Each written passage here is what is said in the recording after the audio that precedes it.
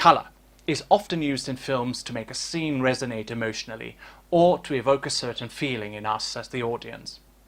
For this 25-part video series, I have analysed every James Bond film to find examples where colour choices might have been made deliberately by Bond directors or cinematographers to achieve these effects.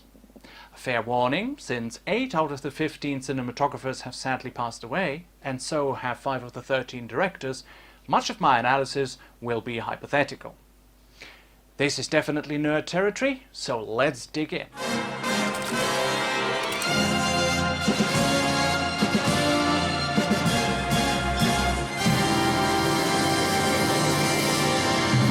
First thing we look at in the Thunderball color analysis is the color distribution throughout the film. And in addition to the 3D color space I have used since the beginning of this series, I'll now introduce the barcode image. Here you have the entire film Thunderball, where it's easy to identify a lot of blue straight away. The most striking colors are found in the main title sequence here.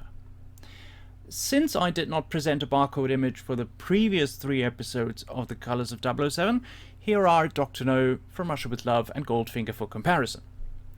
Now Dr. No was very colourful, whereas From Russia with Love had many dark scenes and Goldfinger was largely based on the colour gold.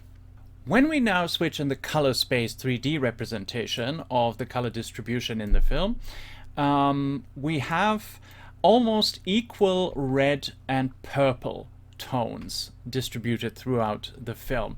You can see here various shades of purple and pink and a lot of red, but what comes out as very significant is the amount of blues in Thunderball.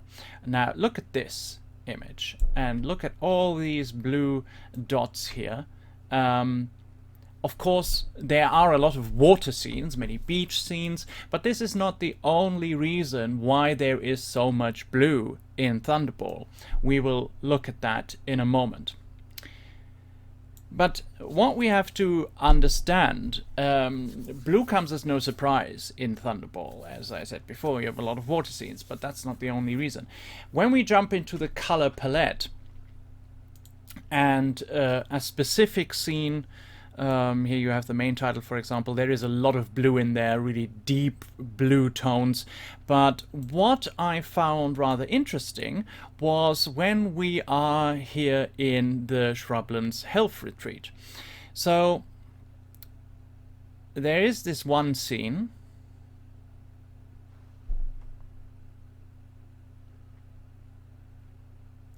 Now look at this scene here. This is particularly interesting.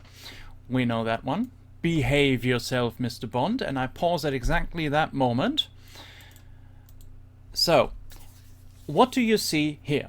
In the color palette, you see shades of gray. These are actually light blue tones. But what I found striking about this, I remember these curtains behind Patricia Fearing to be white. Why they appear as light blue or in a grayish color is due to the color changes that were made to the Blu-ray release. So I thought, take the Ultimate Edition from the shelf and see if it's the same color on the DVD. Et voila, the curtain was indeed white. This can only mean one thing. There were color changes made for the Blu-ray release. Here's another example. Bond walking through the Shrublands hallway at night. There are a lot of blue tones that were not so prominent on the DVD version, plus the image is much darker. Here is a comparison with the Ultimate Edition DVD. The difference is enormous, as it seems that this scene happens during daylight. In that sense, the Blu-ray is probably an improvement, but this ultimately comes down to your personal preference.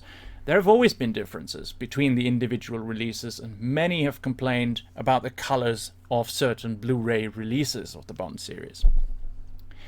To demonstrate the color changes through the years, have a look at this comparison of the gun barrel of Thunderball. First, a still of the MGM Special Edition released in October 2000. That's 23 years ago, people. Then the 2006 Ultimate Edition from 17 years ago, digitally remastered by film restoration specialists Lowry Digital. The bluish hue from October 2000 has become white. Lastly, we have the 2012 Blu-ray release, which has a slight orange grading. For this analysis I used the Blu-ray versions of the films, and although the Thunderball colors are not very brilliant, they seem to reflect the real colors slightly more than in previous releases, but that's just my taste. Since blue comes out very strong in the film, let's follow that blue trail for a moment. Blue dress shirt, sky, the main titles, blue flashes of light, floor carpet, pajama, x-ray, towel, you know, the one that was cream colored before, haha, blue bathrobes and blankets, Fiona Volpe's dress, Patricia Fearing's dressing gown, the flight suits, NATO uniforms, diving gear, Bond's swimming trunks, swimming fins, blue outfits, Paula's blue dress, Fiona's blue dress, and Boa, blue Ford, underwater contrast color. Didn't I list that nicely? Now, most of these are totally random, so let's eliminate everything except character costumes, including uniforms and various diving gear. Blue works in two directions here, as the color has mostly positive and only a few negative aspects. Light blue, for instance, is associated with health. That's why it pops up a lot in the Shrublands health retreat. The patients wear light blue bathrobes, just like Count Lippe. There are blue towels. Yeah, alright, except for this one. Continuity error. But what about Fiona Volpe, who also wears a light blue? Interestingly, she only wears that color in 3 very significant scenes. First, when she and Count Lippe set Largo's plan in motion with Angelo Palazzi.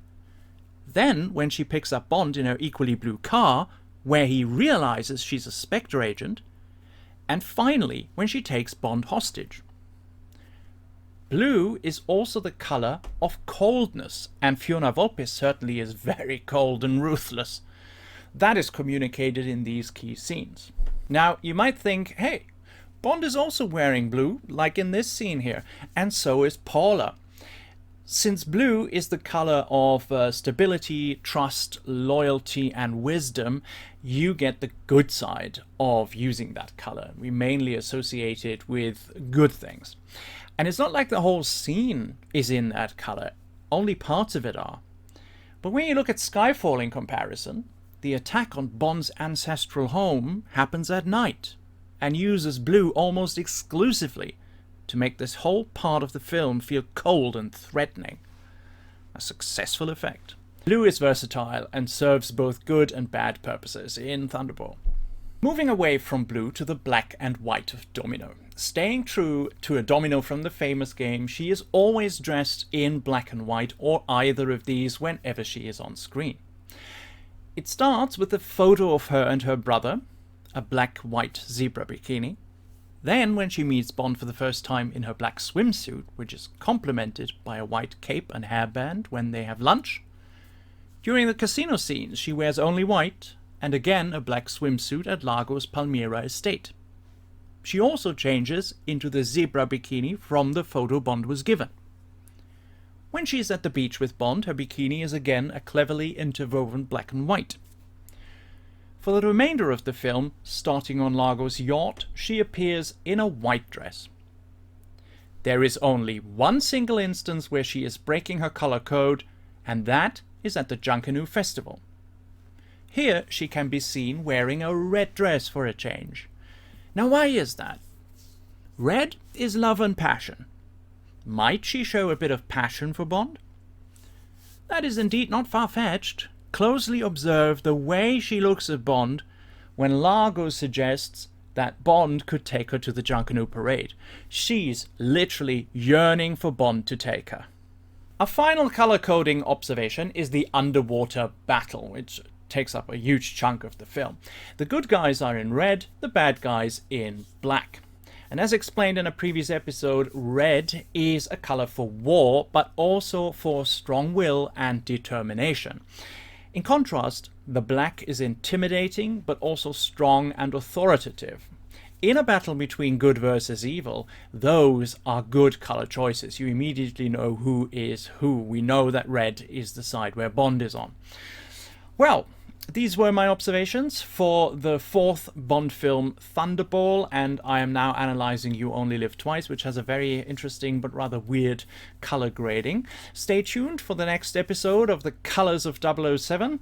Be sure to like and subscribe and turn on that bell notification so you don't miss the next feature in this series. Have a great day. Bye bye.